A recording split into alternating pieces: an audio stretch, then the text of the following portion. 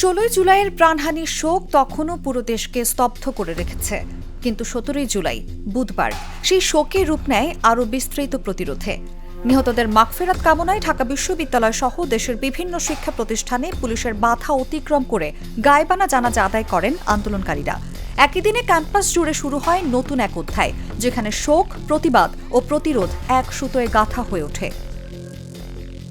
ভোর থেকে ঢাকা বিশ্ববিদ্যালয় সহ বিভিন্ন ক্যাম্পাসে আন্দোলনকারীরা ছাত্রলীগের নেতাকর্মীদের সরিয়ে দিয়ে ক্যাম্পাসকে রাজনীতিমুক্ত ঘোষণা করেন। পরিস্থিতি দ্রুত বদলে গেলে বিশ্ববিদ্যালয় মঞ্জুরি কমিশন ইউজিসি সব বিশ্ববিদ্যালয় বন্ধের সিদ্ধান্ত জানায়। ঢাকা বিশ্ববিদ্যালয় প্রশাসনও অনির্দিষ্টকালের জন্য ক্যাম্পাস ও আবাসিক হল বন্ধ ঘোষণা করে সন্ধ্যা 6টার মধ্যে শিক্ষার্থীদের হল ছাড়ার নির্দেশ দেয়। তবে অনেক শিক্ষার্থী সেই নির্দেশ প্রত্যাখ্যান করে ক্যাম্পাসেই অবস্থান নেন। Lily Whipped Shea Mystic Glowing Body Wash. Secret to ultimate glow.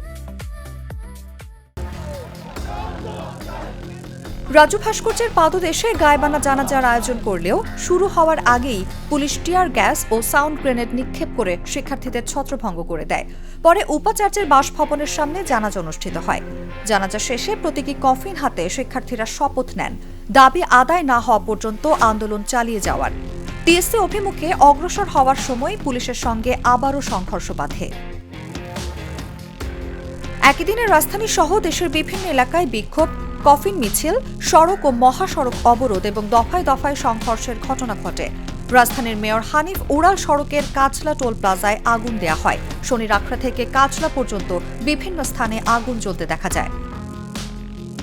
দেশের বিভিন্ন শিক্ষা প্রতিষ্ঠানেও গায়েবানা জানাজা ঘিরে উত্তেজনা ছড়িয়ে পড়ে। কোথাও পুলিশের বাধা, কোথাও রাজনৈতিক সংগঠনের নেতাকর্মীদের সঙ্গে সংঘর্ষের খবর আসে। চট্টগ্রামের লালদিঘি ময়দানে হাজারো মানুষের অংশগ্রহণে গায়েবানা জানাজা অনুষ্ঠিত হয়। একই সময় দেশের বিভিন্ন স্থানে সড়ক ও রেলপথ অবরোধ করে বিক্ষোভ চালান আন্দোলনকারীরা। এদিকে রাতেই বৈষম্য বিরোধী ছাত্র আন্দোলন 18 জুলাইয়ের জন্য কমপ্লিট শাটডাউন কর্মসূচি ঘোষণা করে। হাসপাতাল ও জরুরি সেবা ছাড়া সবকিছু বন্ধ রাখার আহ্বান জানানো হয়।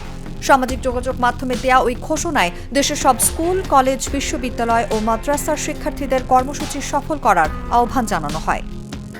দিনটির আরেকটি গুরুত্বপূর্ণ ঘটনা ছিল রংপুরে নিহত শিক্ষার্থী আবু সাইদের দাফন।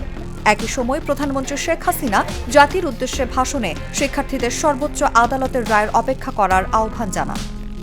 অন্যদিকে বিরোধী দলগুলো নিহতদের স্মরণে গায়েবানা জানাজার আয়োজন করে এবং আন্দোলন ঘিরে দেশ জুড়ে রাজনৈতিক উত্তেজনা আরও তীব্র হয়ে ওঠে।